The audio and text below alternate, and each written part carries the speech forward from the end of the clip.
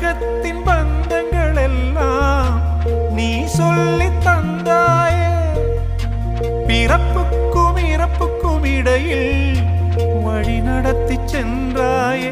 உனக்கே ஓர் தொட்டில் கட்டி நானே தாயாய் மாறிட வேண்டும். ஆராரிராரோ நான் இங்கே பாட, தாயே நீ கண்ணுறங்கு, என்னோட மடி சாய்ந்து